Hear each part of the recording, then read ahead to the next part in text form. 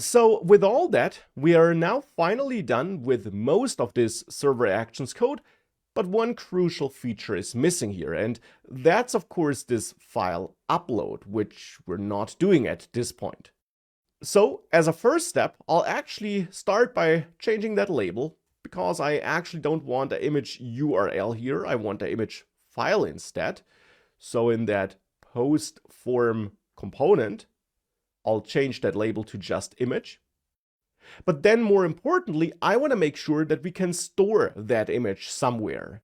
And as you learned in the Essentials section, we can't really store it in our Next.js project. We could store it in the public folder, but there it will only be available during development, not when we run this app in production. And therefore, this all isn't a great solution.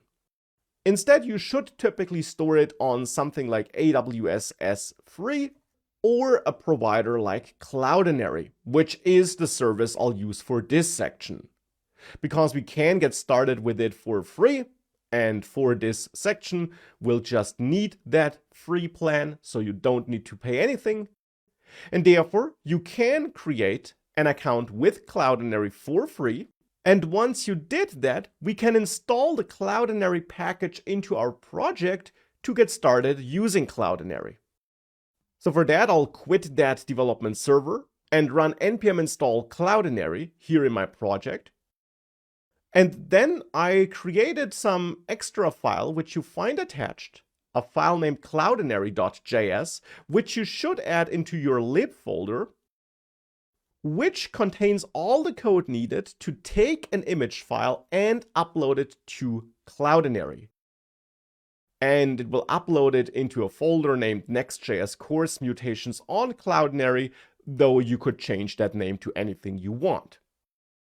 Now, to work, this file will need some configuration that allows it to work with your Cloudinary account.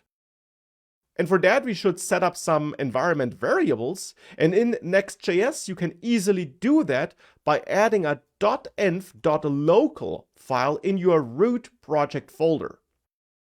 And in that file, you can now set up some environment variables that will be made available to your Next.js code automatically by Next.js.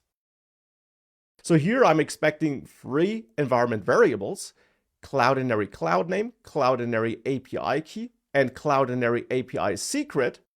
And therefore, you should set all three variables in that .env.local file. Now, to which values should you set them? Well, you find those values in your Cloudinary project, here in this box. And of course, you should not use my values, but yours. Here you find your cloud name, your API key, and the API secret, which is hidden here though, but you find it in a non-hidden way under dashboard. And there you can copy it in a non-hidden way. So you should copy the cloud name from there and set that as a value for your Cloudinary cloud name environment variable. Copy the API key and set that as a value. And copy the API secret and set that as a value, so that all three environment variables are set. With that done, you can then restart the development server. And now this Cloudinary code should work and should allow you to upload images to your Cloudinary account. Therefore, now as a next step, we should go to our posts.js action file. And there, after validating all the input, before storing the post in the database, we should try to upload the image to Cloudinary. And for that, you can now call the upload image function, which is exported from that Cloudinary file I provided to you. You must import it from there. And then pass your image value to this upload image function. Now, upload image actually will yield a promise, which will then eventually give you a URL to that uploaded file, a URL that can be used for displaying the image.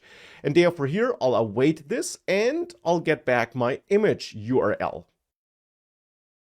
Now this process here could fail, so therefore we should actually wrap that with try catch and throw a custom error object with a custom error message that could be displayed on the screen with help of the error.js file about which you learned earlier in the course already.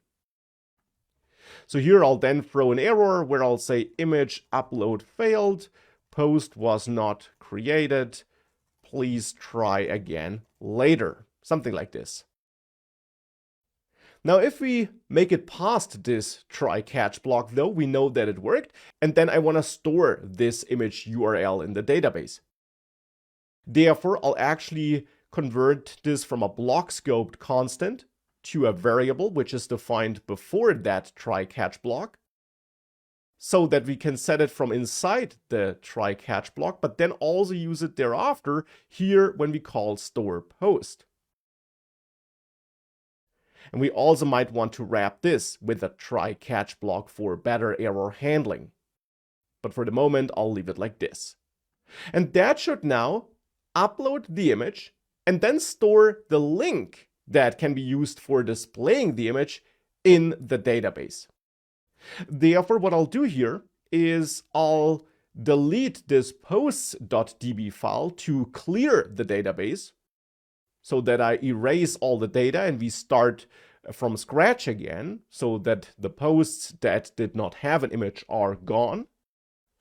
And if we now save everything and we reload this page, the database will be recreated. So there will be a new empty posts.db file or a file with empty tables. And I can now recreate my data. So now I'll again pick that image and enter a title and then some content.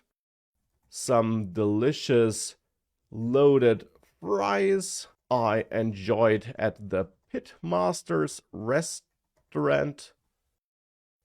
And if I now click create post, you see this now takes a short while, but then we reload this feed page or we're redirected to that feed page and we can see our image here, which proves that it seems to work. And you can also see that on Cloudinary. If you go to the Media Explorer there, you should have that Next.js course mutations folder in there. And if you navigate into that folder, you should see this image here. Of course, with a different name in your case, because that's auto-generated by Cloudinary, so that every file has a unique name. But that's the image that was uploaded, and it was uploaded and stored successfully because of that upload code I provided you with. And that's therefore how you can upload and store images. And with that, we're therefore done with this new post functionality. Next, I want to work on that like button.